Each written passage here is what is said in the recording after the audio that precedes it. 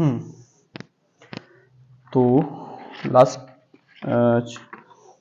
जो टॉपिक था आज का हमारा वो था कैनिज़ारो रिएक्शन और साथ ही साथ क्लेमेंसन। देखो क्वेश्चन एक्चुअल में हमने जो पहले क्वेश्चन अटेंड किया था वो ये था कि एल्डोल और कैनिज़ारो में क्या डिफरेंस है, एल्डोल में और कैनिज़ारो में क्या डिफरेंस है, ये हमने देख लिया था। एल्डोल और कैनिज़ारो में क्या डिफरेंस है, बेसिक डिफरेंस था वो हमने देखा था। नहीं सॉरी, नॉट कैनिज़ारो, क्लेमेंसन में क्या डिफरेंस था। ठीक है, क्लेमेंसन में क्या डिफरेंस है, क्लेमेंसन और एल्डोल में क्या डिफरेंस है वो हमने देखा था। आज देखेंगे कि कैनिज़ारो है क्या, क्रॉस कैनिज़ारो क्या है ना, कौन कौन सी कंडीशन है और ये क्लेजन से कैसे डिफरेंस है। ठीक है, ये क्लेजन से कैसे डिफरेंट है वो देखना है। तो सबसे पहले तो ये समझो कि कैनिज़ारो एक्चुअल में है क्या। कैनिज़ारो रिएक्शन में जैसे हम एल्डोल में क्या करते हैं, एल्डोल में कंडीशन ये थी कि पहले बात उस एल्डिहाइड या कीटोन के पास अल्फा एच होनी चाहिए, कंपलसरी है। तो सेल्फ एल्डोल में था कि दोनों मॉलिक्यूल मतलब खुद ही तो कंडेंस्ड हो रहा था, मतलब ये कि ठीक है मॉलिक्यूल के पास अल्फा एच होनी चाहिए, दोनों वही मॉलिक्यूल है। दूसरी कंडीशन ये थी कि अगर क्रॉस देख रहे हैं तो क्रॉस में कम से कम एक के पास अल्फा एच होने चाहिए। कैनिज़ारो उनके लिए कहती है कि वो aldehyde, only aldehyde not ketone, aldehyde that have no alpha hydrogen, no alpha hydrogen. ठीक, जिन एल्डिहाइड के पास अल्फा एच नहीं है, ठीक है, ऐसे एल्डिहाइड हम दो को बेसिक ध्यान में रखते हैं। सबसे पहला क्या है, first is formaldehyde, formaldehyde and second is benzaldehyde, benzaldehyde. these two aldehyde molecules undergoes Cannizzaro reaction. First formaldehyde, second benzaldehyde.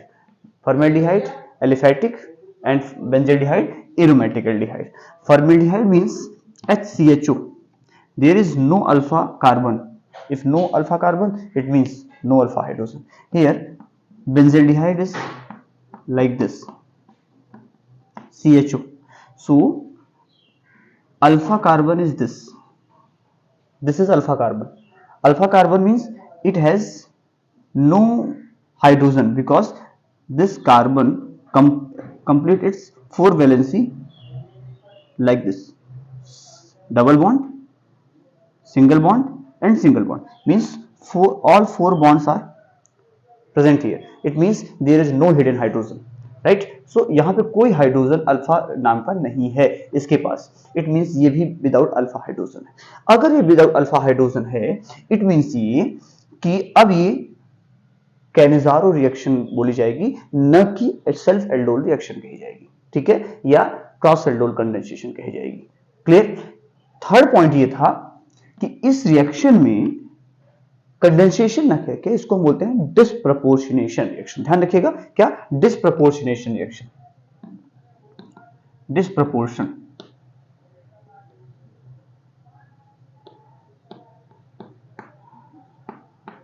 Disproportionation, disproportionation reaction means what, एक ऐसा इस रिएक्शन जिसमें सेम मॉलिक्यूल रिड्यूस और सेम मॉलिक्यूल ऑक्सीडाइज हो रहा हो, उसको बोलते हैं डिस्प्रपोर्शनेशन। फॉर एग्जांपल अगर आपको ध्यान हो तो डी ब्लॉक में आप लोग पढ़ते हो कि copper first in aqueous solution it is unstable and undergoes self oxidation, self reduction. It means reduced to copper and oxidized to copper 2 plus, cupric. So here copper plus means cuprous ion reduced to copper atom and oxidized to cupric ion, means वही copper reduce हो रहा है, वही copper क्या हो रहा है, copper का वही ion cuprous जिसको बोल रहे हैं वही reduce भी हो रहा है, वही oxidize हो रहा है। It means ये क्या है, ये डिस्प्रपोर्शनेशन है। वैसे यहां भी होना है, एक एग्जांपल लो। वैसे पहले फॉर्मेल्डिहाइड को देखते हैं कि फॉर्मेल्डिहाइड किस तरह से कैनिज़ारो रिएक्शन में रिप्रेजेंट करेगा अपने आप को और क्या प्रोडक्ट बनेगा। ठीक है, देखो HCHO, ठीक है, सबसे पहले रिएक्शन बेस से क्या होने वाला है, तो ये बनेगा HCOO Na। अभी इस पे भी आते हैं, क्यों कार्बोक्सिलेट साल्ट ही बनता है, एल्कोक्साइड्स क्यों नहीं बनता। वो डायरेक्ट एल्कोहल में क्यों कन्वर्ट हो जाता है। और सेम कार्बन का एक एल्कोहल आपको मिलेगा। सिंगल कार्बन का आपका एल्डिहाइड था without alpha hydrogen, single carbon का कार्बोक्सिलेट साल्ट बना सोडियम साल्ट, और वही एल्कोहल भी बना सेम कार्बन का। ठीक है, इट मींस एक फॉर्मेल्डिहाइड ऑक्सीडाइज हुआ है और एक फॉर्मेल्डिहाइड रिड्यूस हुआ है, इसे बोलते हैं डिसप्रपोर्शनेशन रिएक्शन।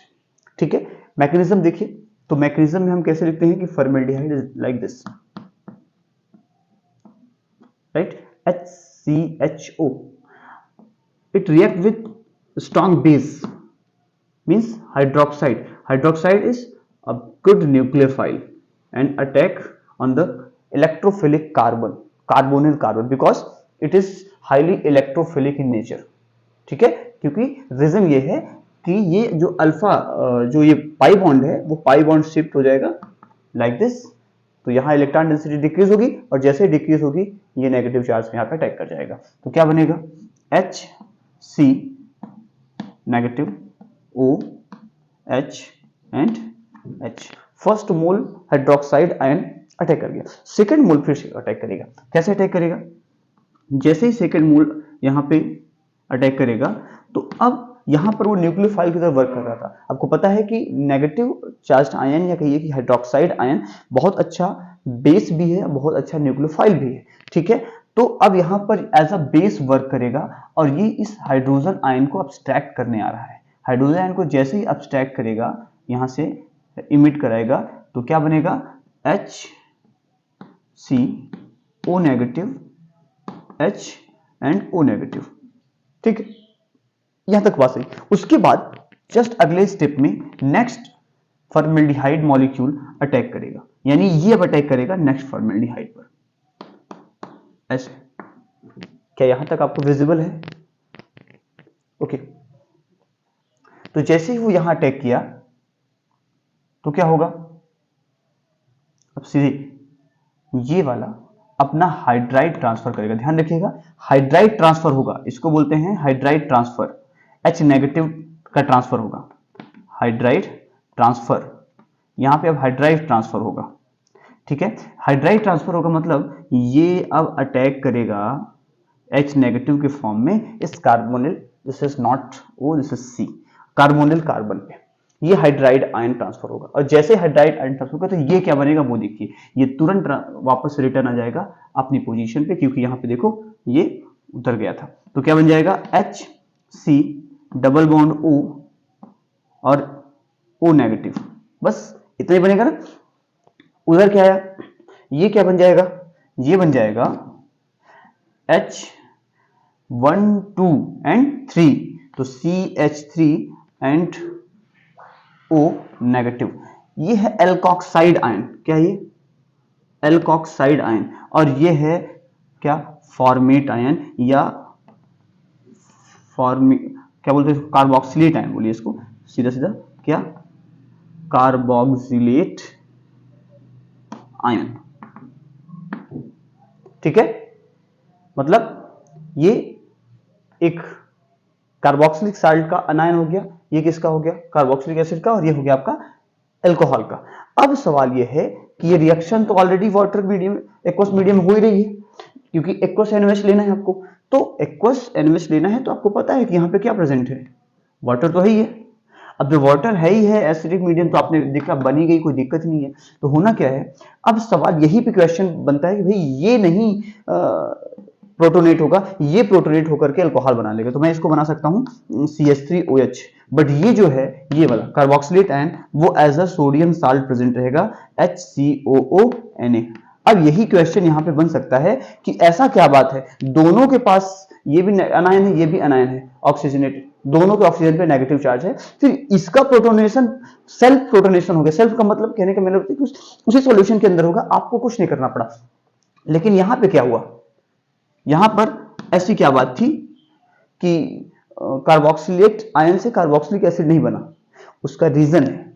देखो जब एसिडिटी हम लोग देखते हैं ना, तो एसिडिटी का ऑर्डर क्या होता है, हम कहते हैं कि फिनॉल बहुत अच्छा एसिड है, फिर उसके बाद वाटर है, और फिर उसके बाद क्या होता है एल्कोहल होता है। ठीक है, तो ये एसिडिक फिनॉल अच्छा एसिडिक है, वाटर उससे वीक एसिड है, एल्कोहल उससे वीक है। एल्कोहल वीक एसिड है, तभी तो एल्कोहल कभी सोडियम कार्बोनेट के साथ रिएक्ट नहीं कर पाता, जबकि ये फिनॉल कर जाता है। अब देखो यहां पे जो जितना अच्छा एसिड, उसका अनायन, जिसको हम फिनॉल से बने हुए अनायन को फिनॉक्साइड आयन बोलते हैं, जब वो H+ डोनेट कर देता है। वाटर से बने हुए अनायन हाइड्रोक्साइड आयन, और एल्कोहल से बने हुए अनायन एल्कोक्साइड आयन, जब इनकी बेसिसिटी देखते हैं, हाइड्रोजन को गेन करने की कैपेसिटी, प्रोटॉन को गेन करने की कैपेसिटी देखते हैं, तो आपको पता है कि जो अच्छा एसिड है वो उतना अच्छा, उसका अनायन उतना अच्छा वीक बेस होगा। ठीक है, ये बहुत अच्छा एसिड है तो इसका अनायन का क्या हो जाएगा, सीक्वेंस ये हो जाएगा। Means alcohol weak acid but alkoxide ion is strong base as compare to other. ठीक है, तो ये बहुत अच्छा बेस बन गया। तो इसीलिए एल्कोक्साइड आयन इतना अच्छा बेस है कि ऑलरेडी वाटर की प्रेजेंस में वो प्रोटोनेट होकर के अल्कोहल में कन्वर्ट हो जाता है। लेकिन कार्बोक्सिलेट आयन, जो कार्बोक्सिलेट आयन है वो, अब इससे भी अच्छा कौन है एसिड, इससे भी अच्छा आपका कार्बोक्सिलिक एसिड है, तो कार्बोक्सिलेट आयन जो बनेगा वो और वीक होगा, RCOO नेगेटिव, वो और वीक हो जाएगा। तो कार्बोक्सिलिक एसिड एक अच्छा एसिड है इनके कंपैरिजन में, लेकिन उसका जो साल्ट बनेगा, सॉरी जो उसका अनायन बनेगा वो वीक बेस होगा। तो वीक बेस होने की वजह से ये प्रोटोनेशन इसका नहीं हो पाता, और सोडियम साल्ट की का हमें एक ऐसा प्रोडक्ट मिलता है। अगर आपको उसको कार्बोक्सिलिक एसिड में ले जाना है तो आप इसकी आप प्रोटोनेशन कराइए फिर, है ना, H3O पॉजिटिव। अब प्रोटोनेशन आप कराइए, जब प्रोटोनेशन आप कराएंगे थोड़ा सा, तब जाकर के आपको क्या मिलेगा, फॉर्मिक एसिड यानी कार्बोक्सिलिक एसिड का फॉर्मेशन होगा। ये रीजन था। ठीक है, और भी चीजें हैं, जैसे देखो अगर हम ये कहें कि क्रॉस कैनिजारो हो रही है, क्रॉस कैनिजारो जैसे क्रॉस एल्डोल पॉसिबल है, वैसे क्रॉस कैनिजारो भी पॉसिबल है। एक बहुत अच्छा एग्जांपल है जो भी हमने लिया था, एक की फॉर्मेल्डिहाइड ले लो, फॉर्मेल्डिहाइड ले लो, और साथ ही साथ क्या ले लो, फॉर्मेल्डिहाइड और बेंजल्डिहाइड। तो बेंजल्डिहाइड और फॉर्मेल्डिहाइड दो लिया। अब अगर इन दोनों के बीच रिएक्शन हो रही है NaOH के प्रेजेंस में, तो ये कौन सी रिएक्शन होगी, ये भी कैनिजारो ही तो है, बट कैसी कैनिजारो है, ये एल्डोल क्रॉस टाइप की कैनिजारो, क्या है, क्रॉस टाइप की कैनिजारो है। ठीक है, अगर इस ऐसी केस आ जाए तो आपको थोड़ा सा ध्यान रखना है कि कौन ऑक्सीडाइज होगा, कौन रिड्यूस होगा, ये बहुत मायने रखता है।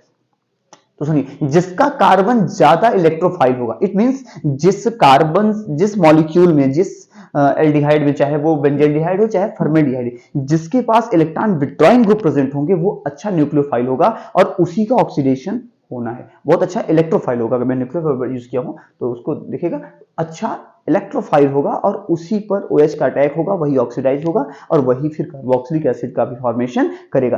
कौन सा, जिसके पास इलेक्ट्रॉन विड्रॉइंग ग्रुप होंगे वो, मींस उसका कार्बन बहुत अच्छा इलेक्ट्रोफाइल होगा। ठीक है, तो देखो इसके पास +R होती है, ध्यान रखिएगा, मैं बता दे रहा हूं कैसे +R होती है। ये आपका H डबल बॉन्ड O ऐसा होता है। तो ये क्या करेगा, जैसे यहां पे हमने ऐसे बॉन्ड दिखाए, ये इलेक्ट्रोनेगेटिव ऑक्सीजन है, ये इलेक्ट्रॉन को अपनी तरफ शिफ्ट कराएगा, और जैसे ही कार्बन प्लस चार्ज देखेगा तो बेंजीन को भी लालच आया और अपना हाइड्रोजन किधर शिफ्ट करेगा, है ना, विस्तारवादी नीति अपनाएंगे। ठीक है, मतलब चीन जैसे हो गए हैं, तो क्या करेंगे, उधर की तरफ शिफ्ट होंगे। मतलब कार्बन पे इलेक्ट्रॉन डेंसिटी बेंजीन क्या करेगा, इंक्रीज करेगा, और जैसे बेंजीन उस पे इलेक्ट्रॉन डेंसिटी इंक्रीज करेगा प्लस रेजोनेंस की वजह से, तो कार्बन की इलेक्ट्रोफिलिसिटी घट जाएगी क्योंकि डेंसिटी बढ़ जाएगी। ठीक है, इसी वजह से ये ऑक्सीडाइज नहीं हो सकता। क्यों, क्योंकि पहले स्टेप में जो OH अटैक करता है, हाइड्रोक्साइड आयन अटैक करता है, उसको चाहिए इलेक्ट्रॉन डिफिशिएंट सेंटर। तो यहां पे तो इलेक्ट्रॉन डिफिशियंसी है नहीं, तो उसे मजबूरन कहां अटैक करना पड़ता है, यहां पर। तो इसका प्रोडक्ट क्या होगा, इसका प्रोडक्ट होगा बेंजिल अल्कोहल CH2OH और फॉर्मेट, सोडियम फॉर्मेट, यानी कि HCOONA, सोडियम मीथेनोएट, राइट। लेकिन अगर मान लो हमने दो एरोमेटिक दे दिए, एक दिया है CHO और एक दिया है क्या, ठीक यही दिया है फॉर्मेल्डिहाइड ही दिया है, सॉरी बेंजल्डिहाइड ही दिया है, बट इसमें एक इलेक्ट्रॉन विड्रॉइंग ग्रुप जुड़ा हुआ है। ठीक है, कोई इलेक्ट्रॉन विड्रॉइंग नाम ले लेते हैं इसमें किसी एक पर्टिकुलर का। मान लो हमने यहाँ पे आपको दे दिया NO2, और यहां पे भी ऐड कर देते हैं, यहां पे हमने ऐड कर दिया पैरा पोजीशन पे OCH3। अब आपको बताना है कौन ऑक्सीडाइज कौन रिड्यूस होगा। अगर ऐसी केस आ जाए तो उस केस में फिर क्या करना है, उस केस में आपको यह ध्यान रखना है कि जिसके पास इलेक्ट्रॉन विड्रॉइंग ग्रुप होगा वही जाकर के कार्बोक्सिलेट साल्ट में कन्वर्ट होगा, यानी बेंजोइक एसिड या बेंजोइड का फॉर्मेशन करेगा या उसके डेरिवेटिव का फॉर्मेशन करेगा। तो ये इलेक्ट्रॉन विड्रॉइंग ग्रुप है, तो यहां पर बनेगा CH2OH। जिसके पास इलेक्ट्रॉन विड्रॉइंग ग्रुप होंगे वो क्या बनाएगा, अल्कोहल, कार्बोक्सिलेट साल्ट बनाएगा, है ना, क्या बनाएगा, कार्बोक्सिलेट साल्ट। तो इलेक्ट्रॉन विड्रॉइंग ग्रुप किसके पास है, ये NO2 के पास है, तो ये क्या बनाएगा, इलेक्ट्रॉन विड्रॉइंग ग्रुप है ना, तो ये क्या बनाएगा, ये उल्टा हो गया COO Na का, वही ऑक्सीडाइज हो गया। जैसे यहाँ देखो, यहाँ पे इलेक्ट्रॉन डोनेटिंग ग्रुप था तो ये क्या हुआ, रिड्यूस हुआ। ऑक्सीडाइज कौन हुआ, जिसके पास इलेक्ट्रॉन विड्रॉइंग ग्रुप या तो हो या तो उसके पास कुछ ही ना हो, तो इसके बाद डोनर था इसलिए ये रिड्यूस हुआ, इसके पास कुछ नहीं था, मतलब एज इलेक्ट्रॉन विड्रॉइंग ग्रुप समझ लो, तो ये क्या हुआ आपका, ये ऑक्सीडाइज हुआ। तो इसके पास डोनर नहीं है, इसके पास गेनर है, यानी कि विड्रॉवल है, तो विड्रॉवल ग्रुप प्रेजेंट होने की वजह से क्या हुआ, ये इजिली ऑक्सीडाइज हो गया। अब ये क्या हो जाएगा, ये हो जाएगा रिड्यूस, और क्या बना लेगा, RCH2OH, और यहां पर क्या होगा, OCH3। ठीक है, तो ये एक सिंपल सी मैकेनिज्म हो गई, कुछ मेन पॉइंट्स हो गए, ध्यान रखेंगे। कभी कभी एमसीक्यू में पूछ लेते हैं आपसे कि इसमें से कौन सा रिड्यूस होगा या रिड्यूस होकर के कौन सा प्रोडक्ट बनेगा। ठीक है, या कोई प्रोडक्ट पूछ लिया, चार चीजें हमने, इन्होंने रिएक्शन ऐसे लिखी और इससे लिख करके इन्होंने ये बना दिया, इसमें से कौन सा प्रोडक्ट है ये पता कर दिया। ठीक है, उसके बाद ये भी लिख दिया, अब आपको बताना है, बताओ कौन सा सही प्रोडक्ट होगा। तो उस तरीके से क्वेश्चन पहचानने में हमें थोड़ा सा मदद मिल जाती है।